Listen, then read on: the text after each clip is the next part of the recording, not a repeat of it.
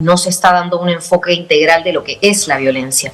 Obligar a una niña de 11 años a dar a luz es violencia para esta niña, en tanto no solamente se considera su salud física, sino muy poco se está hablando y considerando su salud mental.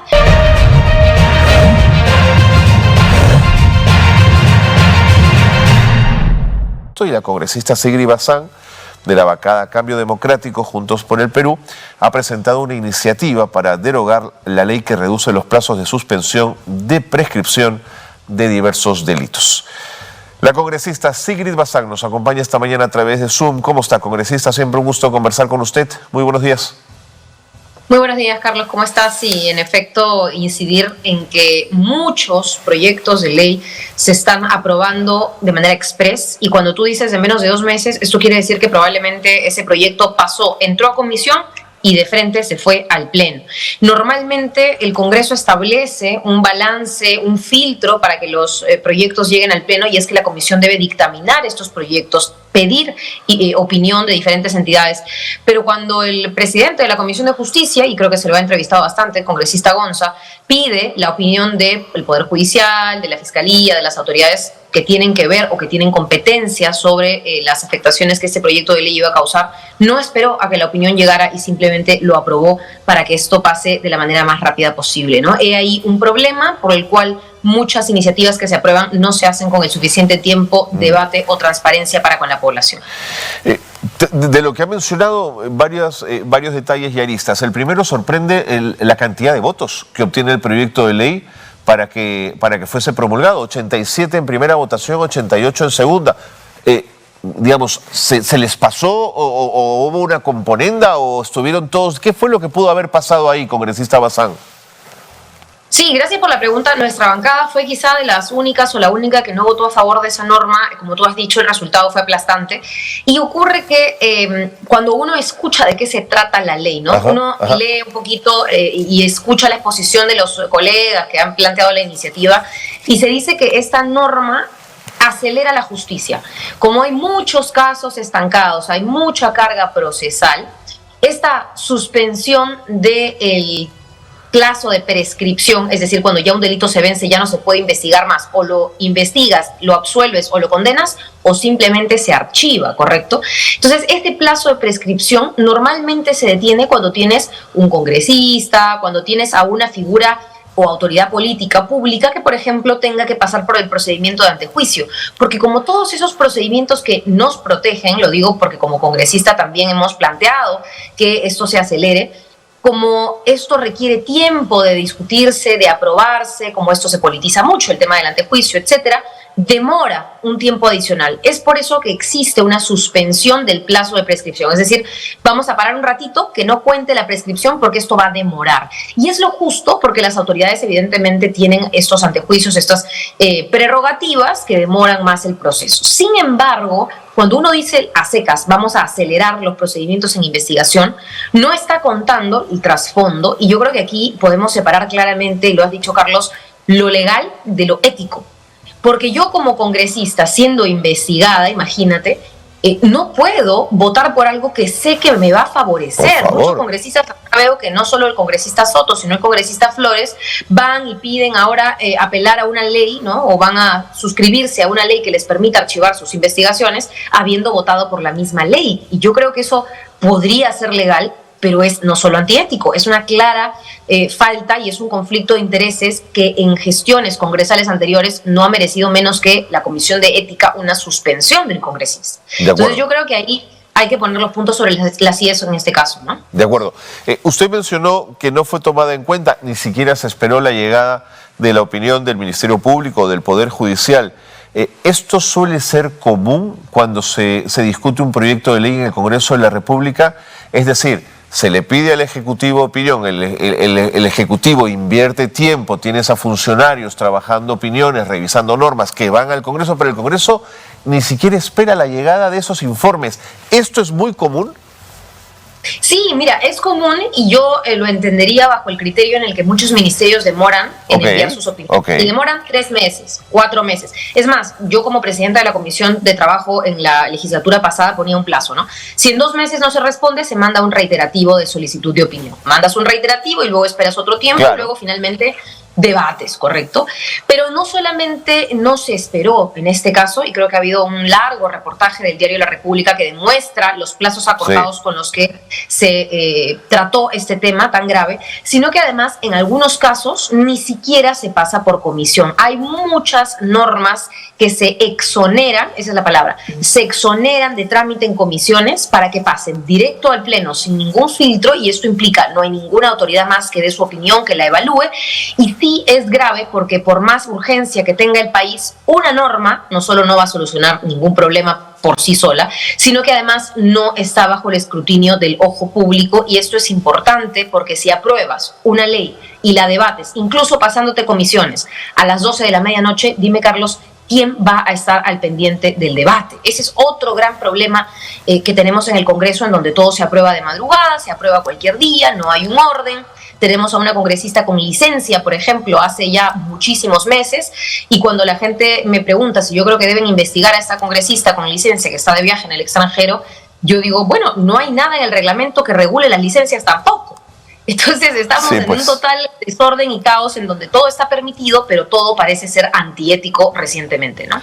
Ahora, una pregunta más de corte más jurídico, pero si Soto ya se benefició con la prescripción, el cambio que ustedes proponen en el proyecto de ley, ¿podría quitarle el beneficio al que se ha sujetado o ya es imposible en el caso de Soto resolverlo?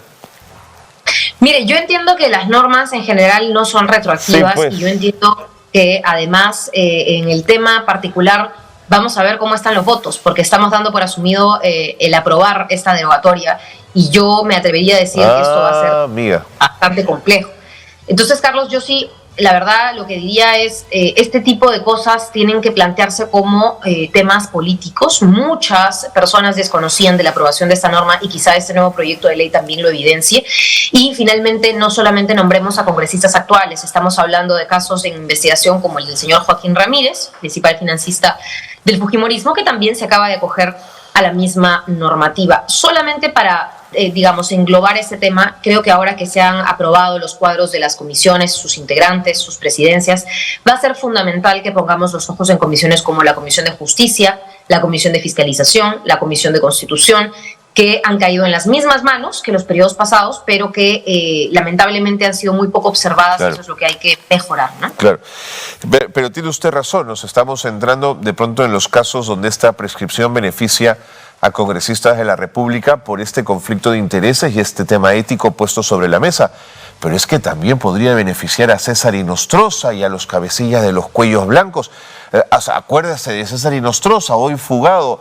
¿Cuántos años? Está deflorada. ¿No es un impresentable de la peor especie que ahora va a poder sujetarse a esta norma?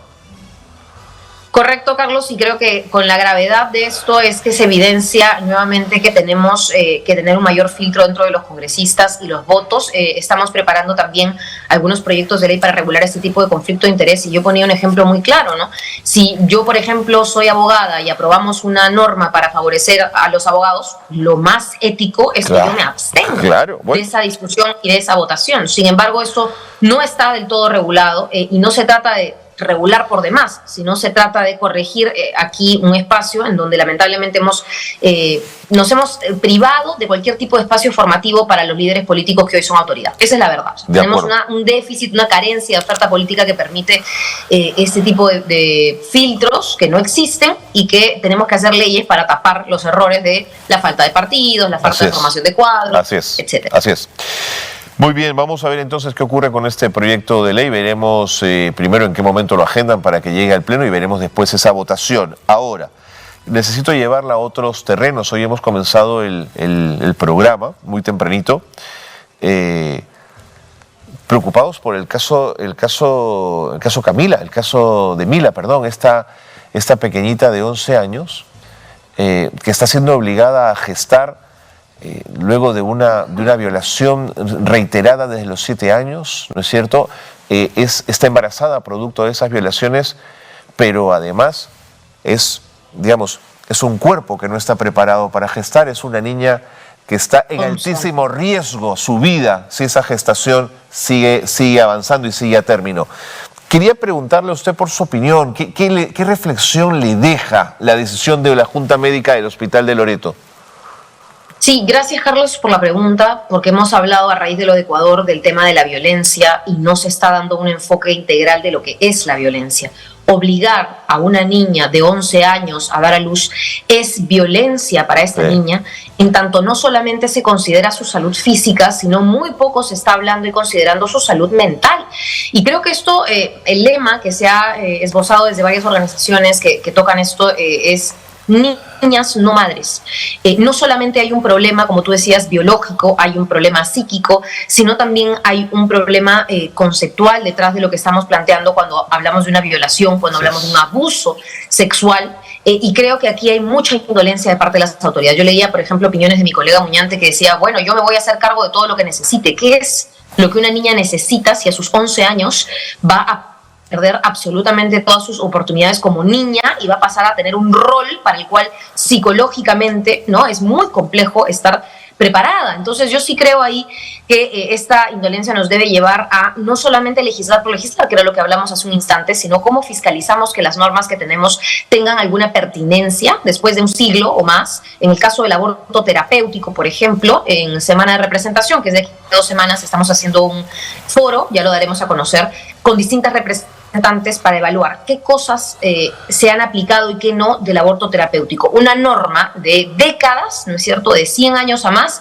que lamentablemente de no ser aplicada, lo único que se está haciendo es no solo un saludo a la bandera, sino que corre el riesgo de caer en la inutilidad total debido a nuevas leyes que el Congreso está aprobando, no sé si tú has escuchado, que protegen al concebido, entendiendo el concebido, ojo, no como término científico. Concebido no es un término científico, sino el tema es el cigoto. Entonces hemos aprobado normas que de alguna manera le ponen derechos al cigoto, como por ejemplo el derecho a tener una identidad. Eso dice la ley que se ha aprobado. El cigoto tiene derecho a tener una identidad. Entonces es realmente preocupante la falta de debate científico para leyes que son de esa competencia y que finalmente anulan temas como el aborto terapéutico, que sí son normas aprobadas no solo en Perú, sino es un canon internacional el poder darle facilidades en casos como el de la niña que lamentablemente mencionas, ¿no?